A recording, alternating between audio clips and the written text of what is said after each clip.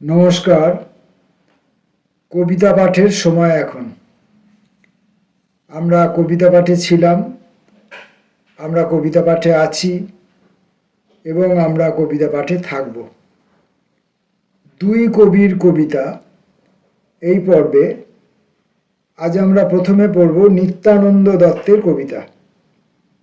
মানুষের ঘরবাড়ি এই সাধারণ নামটির অধীনে নিত্যানন্দ দত্তের তিনটি পৃথক পৃথক শিরোনামের কবিতা আছে। প্রথম কবিতাটি উদ্বাস্তু শিবির। বাসনের ঝনঝন ঈষৎ উচ্চকিত হলে বুঝি আকাশ আজ অংশত মেঘলা।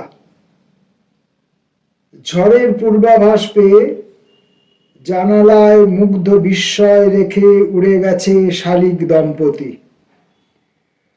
মুখ ভর্তি ডিম নিয়ে গর্তে চলেছে দ্রুতগামী পিঁপড়ের দল।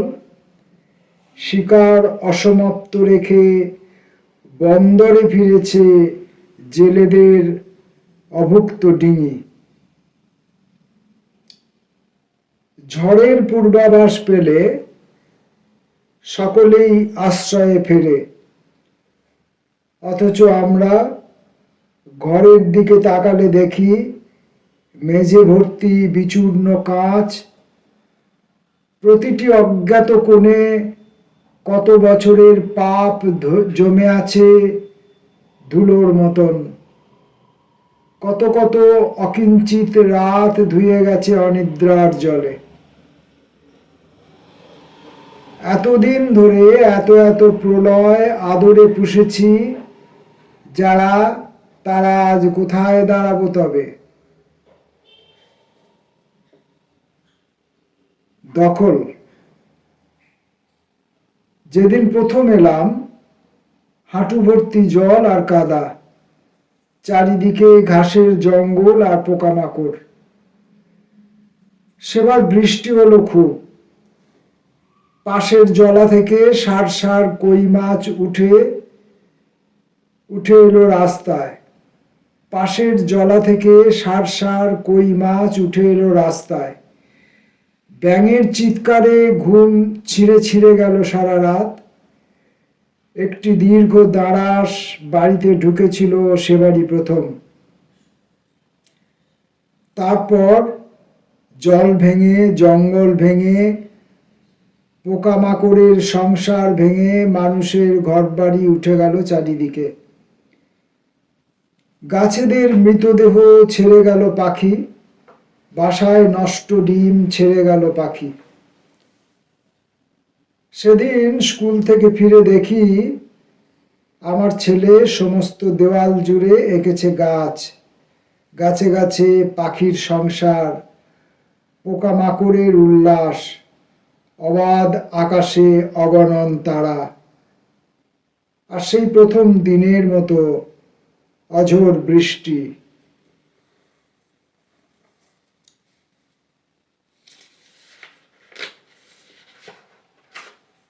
পরের কবিতা এবং আজকে নিত্যানন্দ দত্তের শেষ কবিতা অভয়ারণ্য।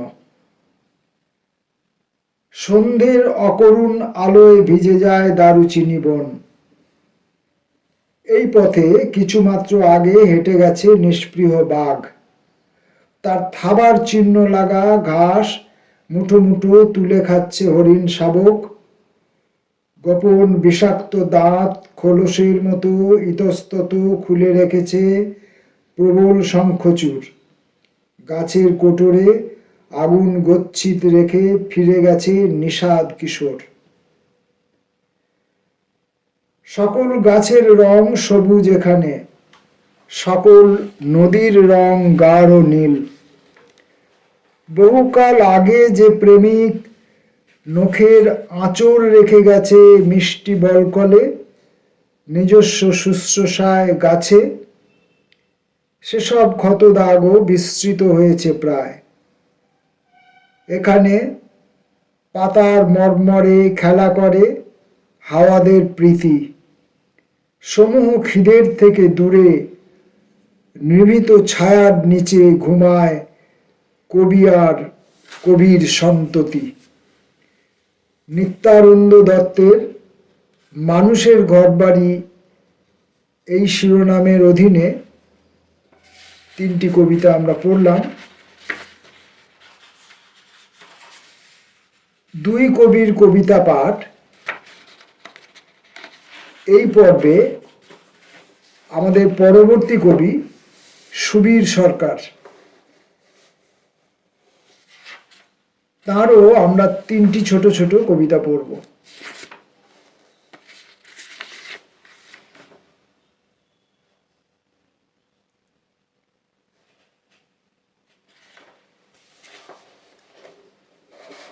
লকডাউন, সুবীর সরকারের কবিতা লকডাউন। এই লকডাউন দীর্ঘ অন্ধকার থেকে দেখি, জেগে ওঠা পাখিদের ঠোঁট থেকে ছড়িয়ে পড়া শীষ, শহরে নৈশ কারফিউ, শহরতলিতে কাকেরা হাজির কাকতালীয় ভাবেই। করোনা উঠে আসে পাক রস ও লালা গ্রন্থি থেকে, লকডাউন ভেঙে উঠে আসে অগণন টাট্টু ঘোড়া। দূরত্ব, প্রতিটি ভোর প্রকৃতই উপপাদ্যহীন এক সহজিয়া গান। দৃশ্য ধার করি, দৃশ্য জুড়ে দিই। পিকদানি ও সেলাই কল দুটিকেই সন্দেহ করি। হাসাহাসির গল্পে কেমন মৃত্যুর ছায়া, অথচ দূরত্ব কিন্তু কখনোই নিরাপদ নয়। সুবীর সরকারের আজকের শেষ কবিতাটি পা। অসুখগুলো ঘন হয়ে ঘিরে ফেলছে, আর অকারণে পড়ে থাকছে তোমার পায়ের ছাপ।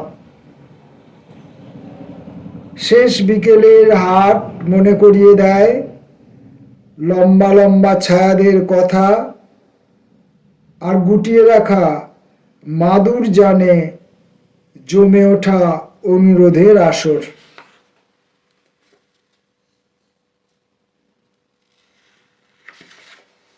আমরা 2 কবির কবিতা পাঠ এই পর্বে নিত্যানন্দ দত্ত এবং সুবীর সরকার এই 2 কবির 3টি 6টি কবিতা পাঠ করলাম। আবার যেদিন কবিতা পড়ার সুযোগ হবে সেদিন আবার নতুন করে পরবর্তী ভিডিওতে কবিতা নিয়ে ফিরে আসব। ততক্ষণের জন্য নমস্কার।